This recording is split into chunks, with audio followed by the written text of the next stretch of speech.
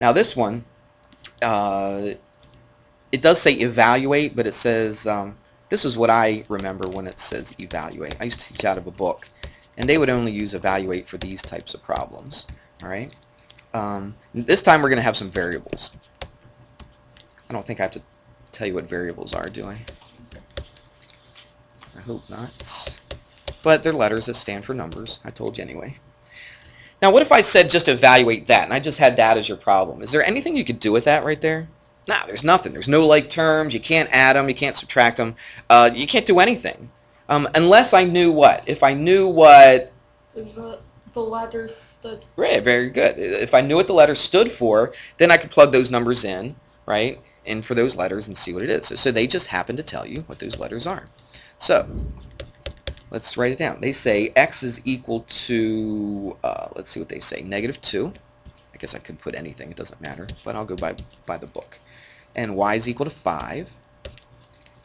And then z is -3. So z is equal to -3. There you are. I was wondering if you're going to be in here. So are you in here or not? Yeah. Okay. Oh, this is just for you. Okay. All right. You're actually right back here. And I'll give you a paper to sign and all that kind of stuff. Right behind this young lady right here. Okay.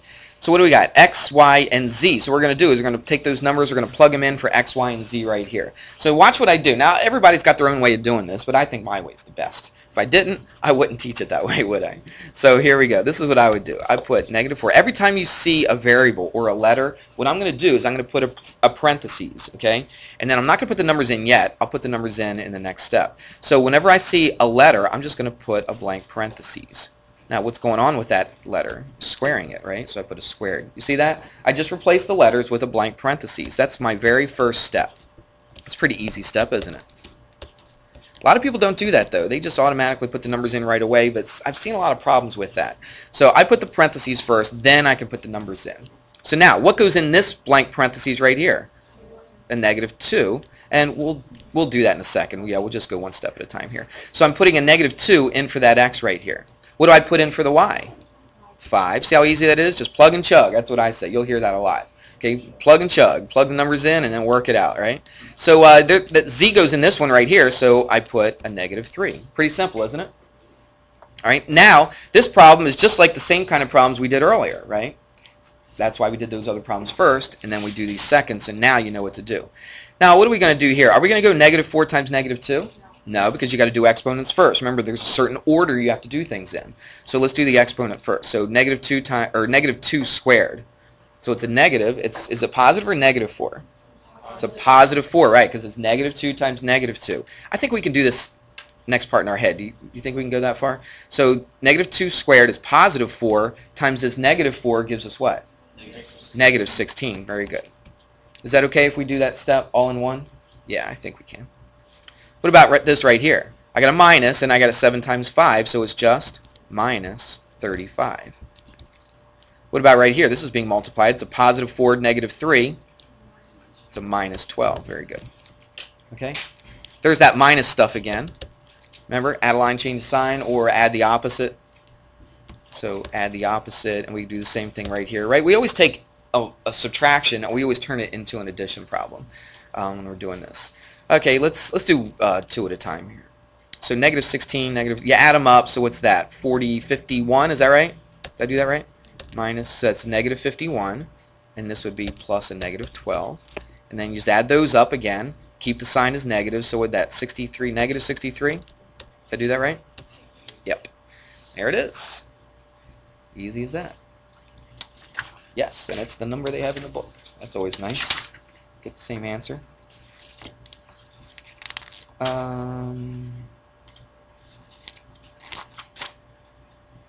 Alright, enough of that.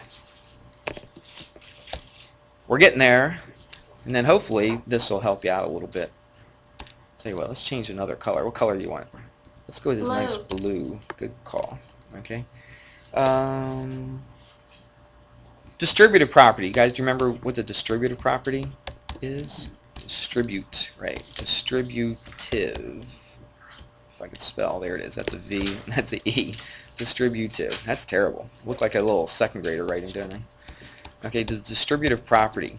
Let's just do like this. We'll make it as easy as we possibly can. Do you remember what the distributive property says? If you have a number out in front of this parentheses, and the stuff inside the parentheses are being either added or subtracted, okay, you have a sum or a difference inside that parentheses, what could you do? Well, you could take this A, and it's being multiplied by everything in this parentheses.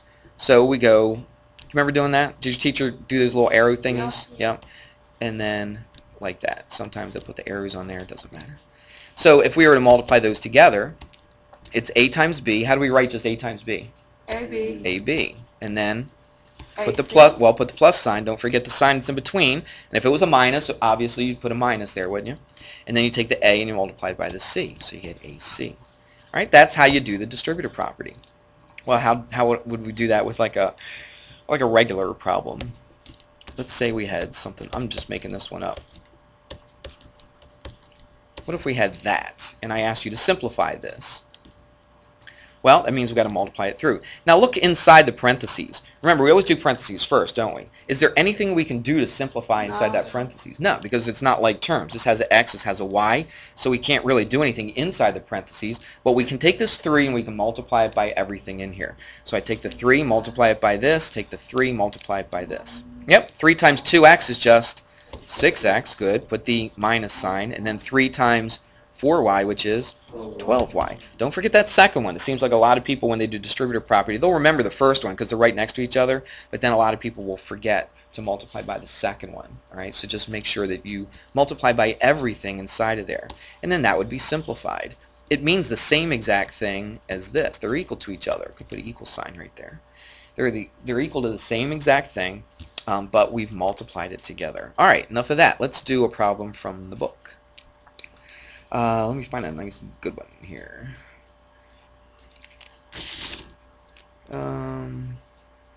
Yeah, let's do this one. Everybody loves fractions, don't you?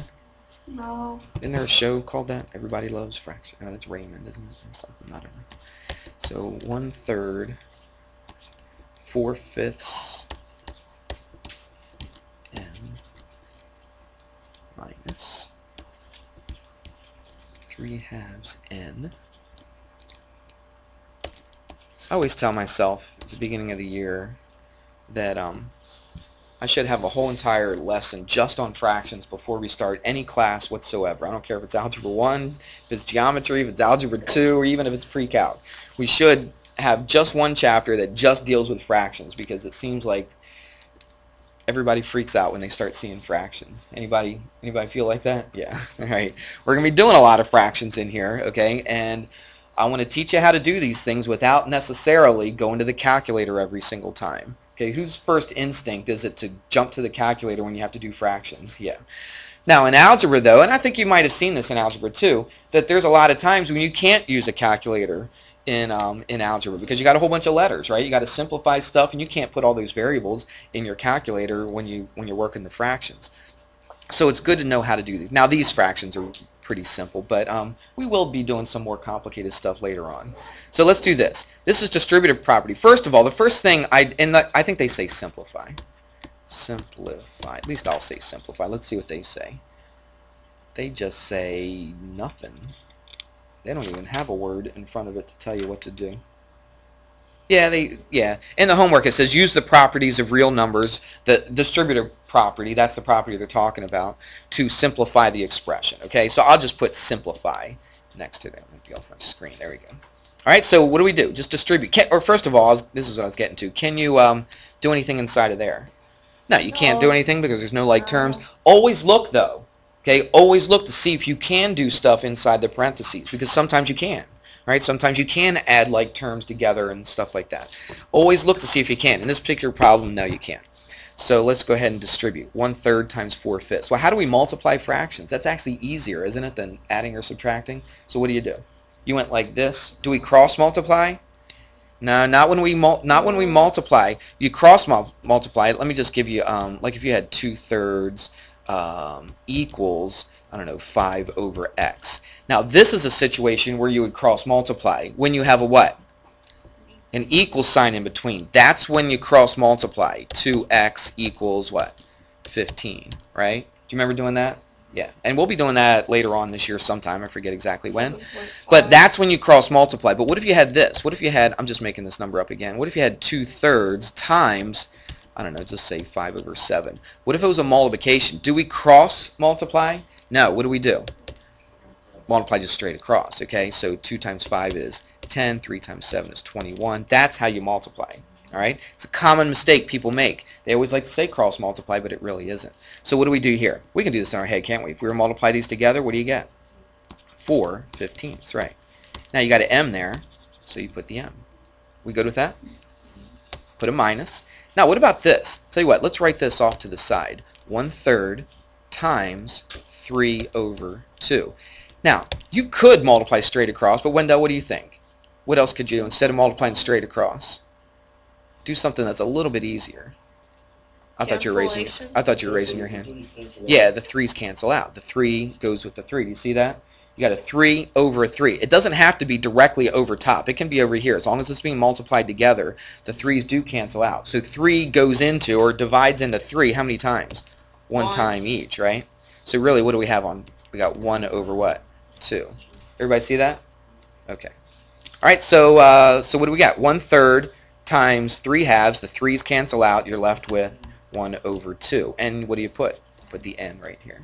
Does it make sense? Coming back to you now? That's not so hard, is it? I always look to see if stuff cancels out first because it makes things a lot easier. You could have done it. You could have multiplied straight across, but what would you have gotten? You would have gotten 3 over what? 6. But what would you have to do with 3 over 6? You got to simplify to reduce it, right? And 3 goes into 3 once, 3 goes into 6 twice. You still get a half. Which way was easier? I think that way was easier, don't you? Cancel out those 3's right off the bat. Yeah. Okay, let's keep going. Minus 1/3 times 27. Well, let's jot that down again. And I know you can probably do that in your head. But basically, it's 1/3 of 27, or 27 divided by 3. Right? 3 goes into that once, goes into that 9, so it's just a 9. Make sense? Now, look, it looked like it took a long time for me to do this, but really, if I didn't have to sit here and explain the whole thing, it would have been real quick and easy. Wouldn't you agree? And that's simplified. Make sure all your fractions are simplified. Don't leave this 27 over 3. Don't leave this 3 over 6. All right? Make sure you simplify your fractions. Always, always, always reduce your fractions. Everybody got that? Okay. Should you write that down? Write that down in your notes. Always reduce your fractions. Well, I tell you what, I think we're done. Let me take a look. Oh, let's do one like this. For some reason, they didn't put an example like this.